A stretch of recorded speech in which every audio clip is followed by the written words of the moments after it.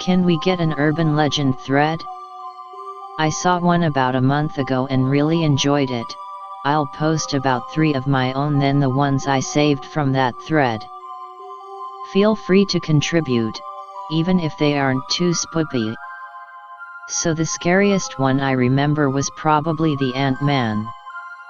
I won't say where I'm from because it's not important and I come on 4chan to be anonymous. Years ago, a mad scientist lives on the outskirts of town near the woods, because obviously there's a mad scientist. He does all these weird experiments involving lots of animals but mainly with ants. The story went that nobody really knew where his house was, but sometimes you'd feel bites on your feet, look down and see yourself getting swarmed by ants. That's how you knew you were getting close. Ants were supposed to get bigger and bigger the closer you got. Some stories even say that there would be ants near the house the size of rats. One story says a woman heard her baby crying one night and went into the room to find these rat-sized ants trying to drag her baby away. My favorite one was about a giant ant he made that lives underground. Whenever we'd see birds flying away from something in the woods, my brother would tell me it was the giant ant walking around. Anyway, one day some kids go looking for his house and actually find it. It looks abandoned, but it's definitely his cause it's filled with old lab equipment. As they make their way around, they eventually find a bedroom. There's a bed covered in ants with somebody sleeping under it. One boy goes to pull back the sheets to see if it's the scientist. Pulls back the blanket and sees a man's body with a giant black ant's head.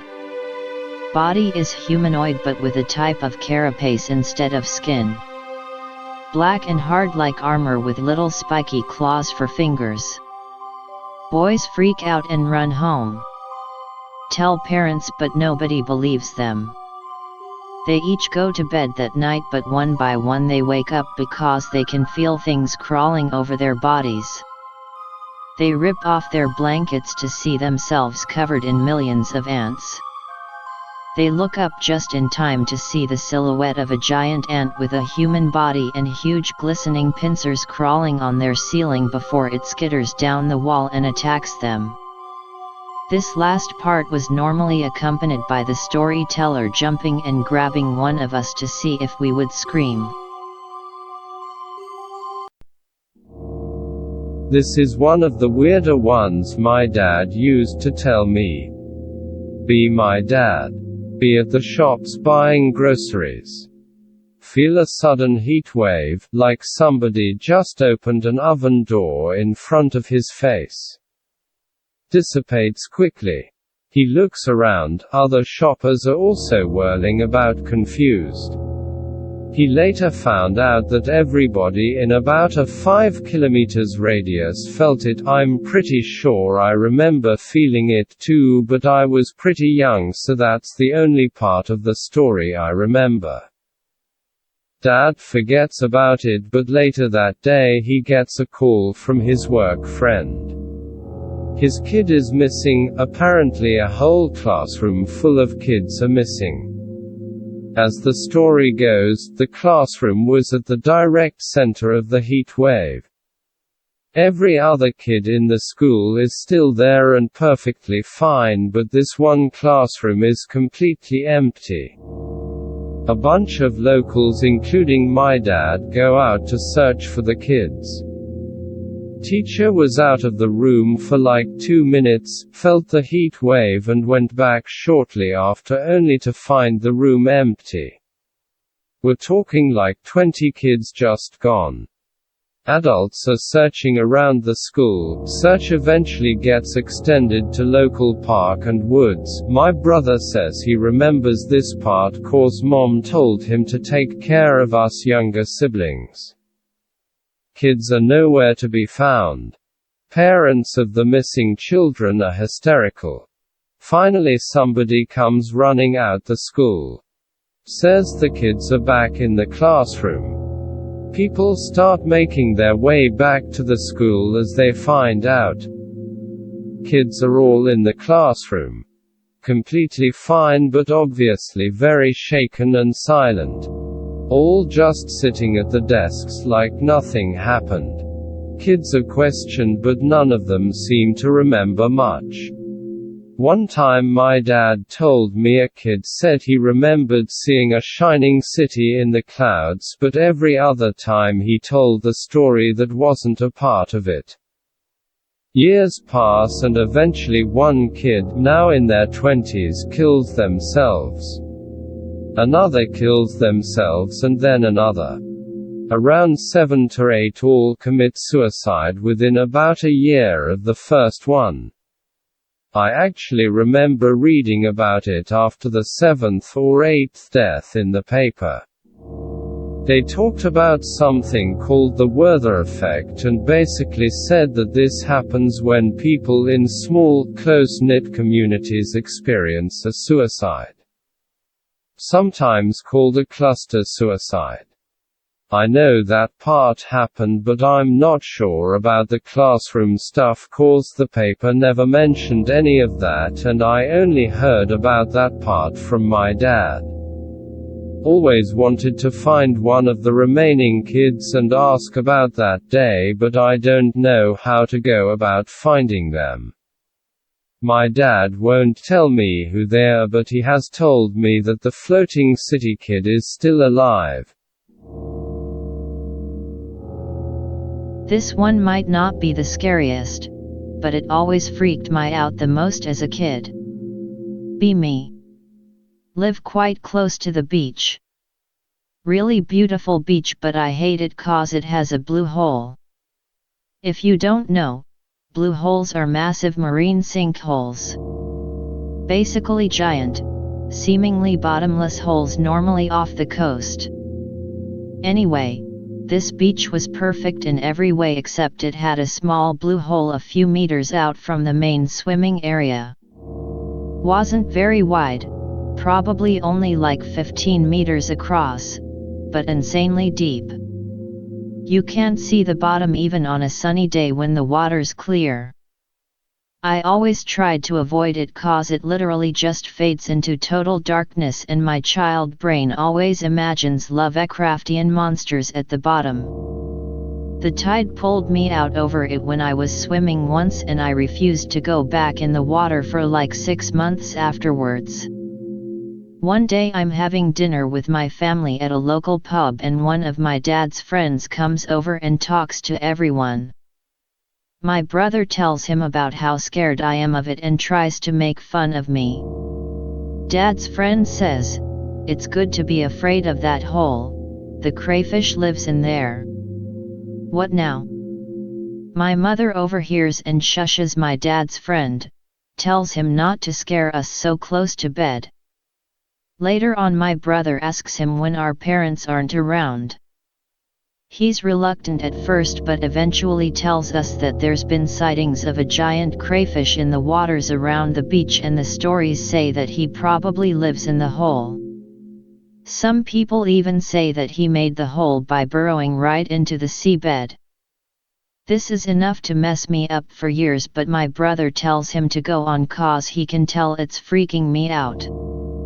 Dad's friend tells us that his cousin was fishing on the beach years ago and saw what looked like 2 giant palm trees without any branches stretching out the water. They swayed in the air for a while before getting sucked back down. Cousin says he thinks those were the antennae.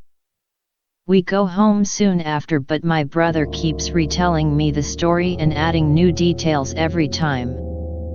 At some point the shipwreck became part of the story's main canon. There was a huge shipwreck near that beach a few years earlier.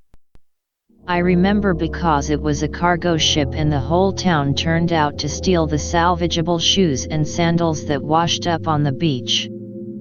My brother says the ship actually got attacked by the crayfish and dragged towards the hole. Obviously anything living in a hole that size wouldn't be nearly big enough to fuck with a cargo ship but I was a kid so I was gullible as fuck. It must have been some kind of local legend, because when I told it at a sleepover one time, a bunch of other kids starting talking about all the version they had heard. Apparently the crayfish had pulled down lots of ships over the years, and any surfers or divers who swam directly over the hole. That's all of mine, so here's the ones I saved from the last thread. There was a really fucked up urban legend around my hometown, Chesapeake, Virginia, when I was growing up. It went something like, one day, a military plane flew over the woods and dropped something big out as they went by. Some stories say it was a UFO.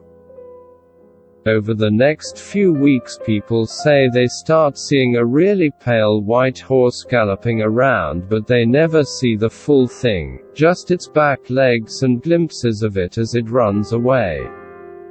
Eventually some teenagers go out into the woods to find it, but eventually they give up and just start drinking the beers they took with them. One teen needs to take a piss, so he walks off a little. As he's out there, he notices a white shape peeking at him from behind a tree in the distance. It's a mannequin's head. He freaks out a bit but starts thinking it's just his friends fucking with him. He calls out to them, but then he hears them answer from behind him, back where they were drinking. The mannequin head slowly moves from behind the tree and foliage, and the teen sees that the mannequin head is attached to a horse's body. It's not a mannequin's head, it's a human head with all the features covered over with skin, so it looks like a mannequin head. The head is connected to a huge, pale horse. Some stories said it was see-through and he could make out its organs and stuff, others just say it was white and veiny with a huge belly like it was pregnant. Teen runs home with friends close behind him, and needless to say we never fucked around deep in those woods. I went on a tour of haunted locations in Thailand and got told a freaky one. They say that when you're alone at night you may come across a short, fat, hairy man who waddles around in the shadows. He calls you by your name and asks you to come closer, all the while he's breathing laboriously. When you get up close you realize that he is not human but actually a large black pig wearing a black top hat and a black and red waistcoat that's barely stretched around his chest. They say he has a mouthful of razor-sharp teeth, so most people immediately run away, but if you stick around and talk to him he will answer one question about your future if you agree to tell him your full name. I always thought that was a weird bargain, maybe the translation to English didn't quite work. After the bombing of Hiroshima many people were still alive, however they were often blinded by the flash and suffering from full-body burns. They began to grope their way through the city and ended up forming a long procession of shambling, blind, moaning husks, begging for someone who could see to lead them to someone who could help. The skin began to peel off in long strands and they walked with their hands stretched out to guide themselves, and because they couldn't bear the pain of the burned skin on their arms touching the skin of their bodies, from a distance the strands of skin hanging from their hands made them look like zombies with long, twisted claws. Many died as they marched along the road away from the city. A local urban legend says that on some nights you can see this procession walking through the hills outside the city. In front of them are seemingly healthy people who look like they've been drained of life. These are the people who went out at night to see them and were caught by the ghosts and now are being forced to lead them.